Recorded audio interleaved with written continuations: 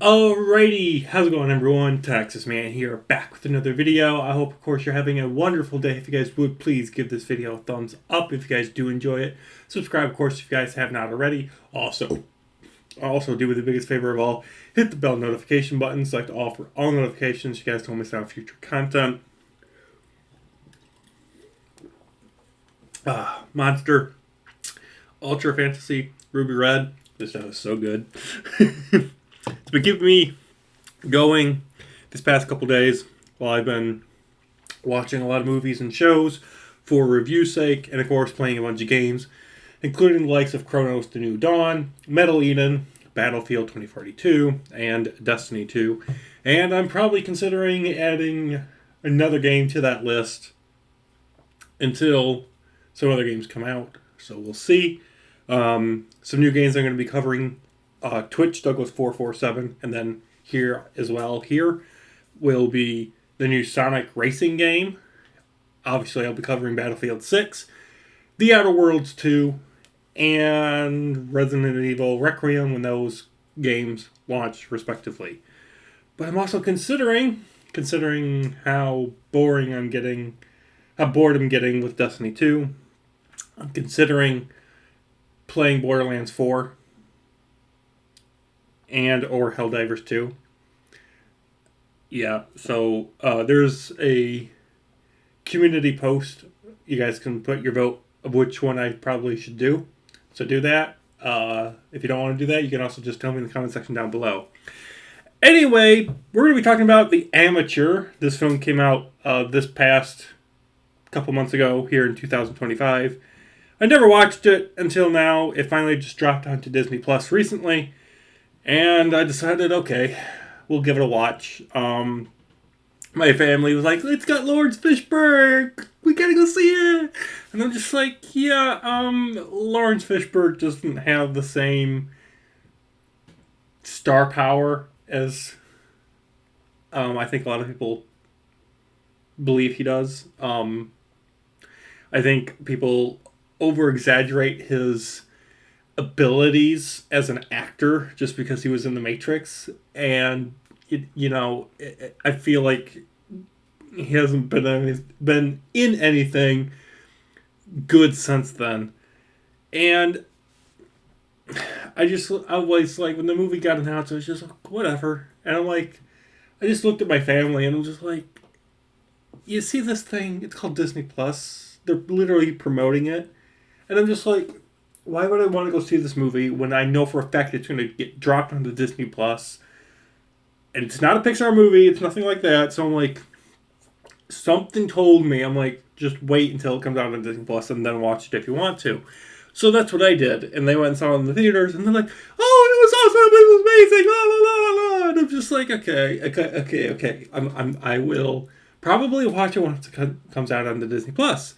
Well, here we are. And it's been out on Disney Plus for a while now.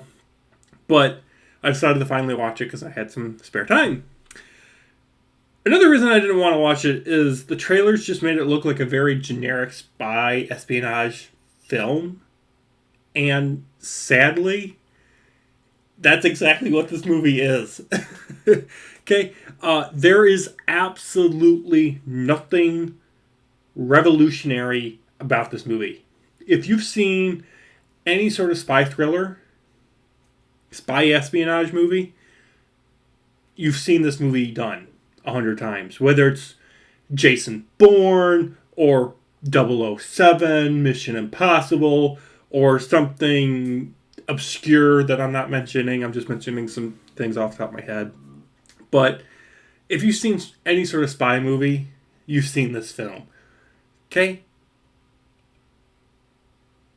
The cast of Rami Malek, John Berthal, and Lawrence Fishburne, they're excellent in the roles that they are given. I just wish that there was more, because there's not that much to them. Now, the film focuses on a CIA decoder that loses his wife to terrorism, and this leads him to train up as a field agent to kill those who kill his wife. Very basic, very simple premise. And for that, I applaud the movie having something very basic, bare bones as the foundation, and that should allow the groundwork to be built up by strong characters, strong world building, good action. But for the first, this is a 2-hour movie. For the first 45 minutes, I was like, okay, we get some depression, especially, with the agent losing his wife. So we get some emotional moments. We get some character drama. We get starting up the whole agent conspiracy thing. And those aspects for the first 45 minutes or so are really great. And then for whatever reason, the moment the movie decides to go into, okay, agent's lost his wife. He has some training. Let's have him leave America, start going into European countries and trying to hunt down the people that was responsible for the murder of his wife. The moment that happens, we start getting into pacing issues. The film turns into a slow burn. All that energy that was built up gets completely annihilated. The whole movie just takes a screeching halt. And I'm like, how is it the goal, the point of the movie that we're trying to get to becomes the most boring, predictable, and tiresome part of the film? Why is it that the first 45 minutes are intriguing, and then when you're done with all the world building and setup, when you actually get to the action, the small amount that there is, it just goes... It comes to a screeching halt, okay? Literally. I'm just like, oh, how did the movie go from like an 8 or a 9 and all of a sudden it needs now to drop? Like, oh. Like, we're getting interesting characters and whatnot, and all of a sudden, no, you get no more. No more.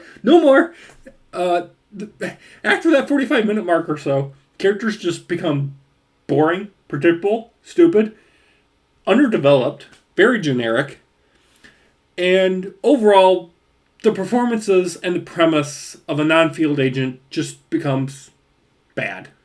So, like the whole premise of a non-field agent using his intelligence over muscle, brains over bronze, I thought was unique. But the film becomes formulaic and it focuses on style and camera work over substance. It's very, can we get to the point? I feel like this could have been like a 90-minute movie, max, and things are just dragged out for no reason except to have a 2-hour runtime. You don't need to have a 2-hour runtime if you don't need it, people, okay?